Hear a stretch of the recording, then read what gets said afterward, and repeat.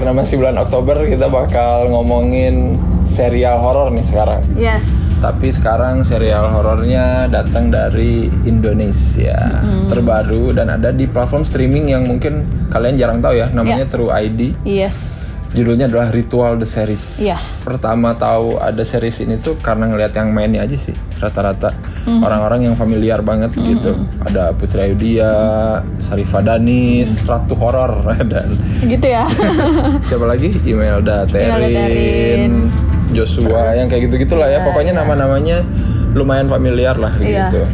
Jadi kayak penasaran, pengen tahu gitu. Ini ada 8 episode dan ini tuh satu episodenya kayak cuman 10-15 menit gitu ya. Mostly mungkin yang berkaitan sama ritual itu sendiri sih sesuai judulnya. Walaupun ada beberapa yang nggak kelihatan ritualnya yang mana gitu Tapi sebagian besar semua itu ritual gitulah. Atau kita aja nggak tahu sebenarnya itu ritual tahu, cuman kita nggak tahu aja gitu. Atau memang mungkin tidak tersampaikan sih lewat ceritanya ya. Semuanya didirect sama Azhar Kinai Lubis yang waktu itu bikin Kafir, yang ada Putri Ayudhya juga, yang pernah dibahas juga di Annabelle. Ayo episode berapa? Silakan. Oh iya benar. Ada episode apa aja? Ada Makan Malam, Buku Menjadi Abu, Satu Atap, ada The Ring, Usik, Calon Mantu, Pelet, dan Permisi. Ini tuh mulainya kan 9 September. Mulainya 3 episode dulu. Nah setelah itu setiap Kamis kan ya? Setiap Jumat baru ada satu episode gitu loh. Betul. Dan sekarang udah kelar beres, semua. Makanya waktunya diomongin nih. Pertama kali aku lihat karena nonton Makan Malam dulu kan. Itu tempatnya bagus gitu loh. Jadi beberapa episode di sini tuh niat banget. Benar. Tempatnya. Dari settingnya emang beneran dicari gitu lah. Dan beda semua. Nggak kayak yang waktu itu kita pernah tonton kan di situ aja gitu. Walaupun beda cerita, beda apa, di situ aja. Kalau saya tuh kayak niat gitu loh. Pemainnya lah yang menarik itu pertama. Itu mungkin daya tarik pertama ya. Karena kita pengen tahu nih, wah yang mainnya ini pasti kayaknya menarik nih kayak gitu. Soalnya kan biasanya kalau film-film pendek gitu kayak pemainnya kayak ya udah kayak biasa aja, cuman kayak ini wah pengen nonton gitu loh. Ini jualannya emang di situ sih kayaknya. Soalnya kalau melihat posternya juga kayak jebret Sharifah Danis itu paling depan gitu kan, kayak banyak yang karakter gede itu ya. Jadi kayak emang ini gue punya series horror dan ini pemain-pemainnya gitu.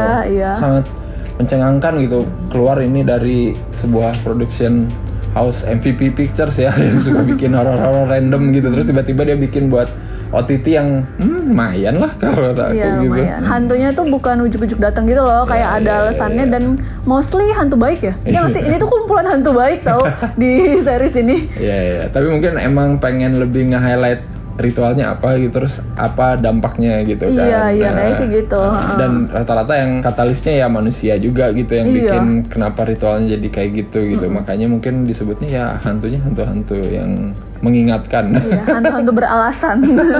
Cuman ya itu sih kayak aku ada beberapa yang belum tahu itu ritualnya di mana. Kayak misalnya ada The Ring, di situ aku ritual di mana kan telepon gitu kan. Atau yang Usik, masa ritualnya di jurit sih? Aku nggak tahu sih ritual di mana. Terus sama yang Calon Mantu itu ritualnya aku juga belum tahu sih.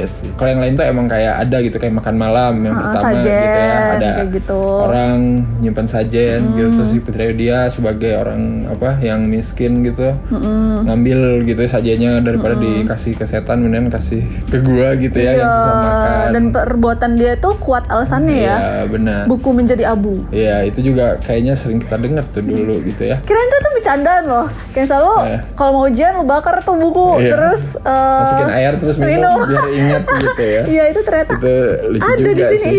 Kayak dia beneran loh dibakar, diminum abunya. Jadi sebuah ritual mungkin urban legend yang beredar di kalangan sekolah-sekolah gitu. Itu juga menarik sih gitu. Horornya juga bukan yang kayak asal jump scare gitu loh. Jadi beberapa emang cuman pengen ngeliatin ngerinya aja gitu. Jadi nggak asal jebret-jebret gitu kelihatan setannya atau gimana gitu. Yang episodenya Sharifah Danis kataku menarik sih. Nah itu menarik sih. Karena kita tuh nggak pernah dikasih lihat, walaupun ada terakhir banget gitu sedikit, tapi ya bagus gitu ngebangun itunya kayak Wah. Itu yang salah satu favorit aku sih. Keempat yang paling sedih.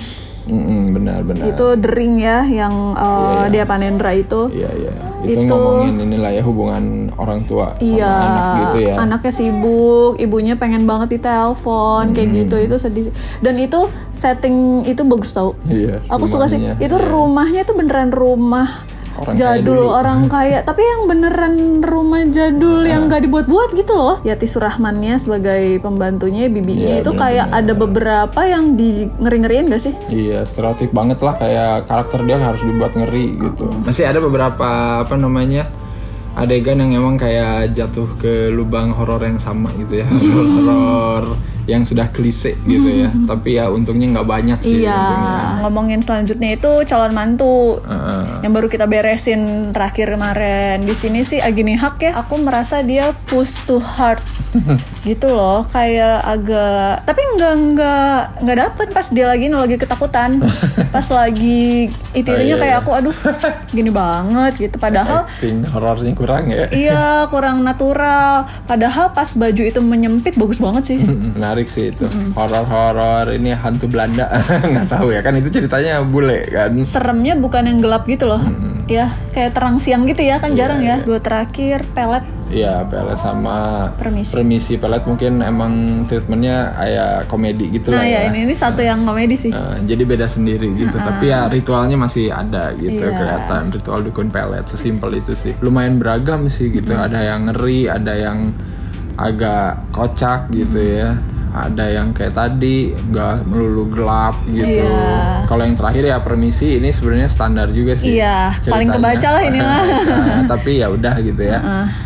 Cukup menarik karena ngomongin ritualnya kayak gitu ya. Kalau orang yang suka ngedandanin mayat gitu. Iya, orang yang berhubungan sama orang mati itu kayak harus permisi kayak gitu-gitu sih. Overall sih ya series horor yang pendek-pendek gini sebenarnya udah banyak gitu ya. Cuman ya ada yang nggak dapet banget gitu ya, ada yang terlalu membosankan gitu. Ritual kayaknya ada di tengah-tengah lah, pas banget gitu kalau kata aku. Durasinya segini, yang mau disampaikannya dapet gitu. Terus dia kayak nggak ada yang busuk banget sih. Jadi nggak kayak yang wow apaan gitu, satu episode tuh apaan nih gitu ya. Lu nggak apa-apa sih cerita horor yang si simple ini pun gitu, tapi kalau dikemasnya bagus ya Azhar Kronologis untungnya bisa lah memanfaatkan cerita yang simple itu gitu buat jadi sajian horor. Jadi dia fokus gitu loh, treatment horornya tuh kelihatan. Dan mungkin produsernya juga lagi lagi waras gitu ya. Jadi kayak udah nggak usah pakai jump scare dan lain-lain gitu ya. Sangat jarang sekali ya keluar dari MPP Pictures gitu. Jadi alhamdulillah lah.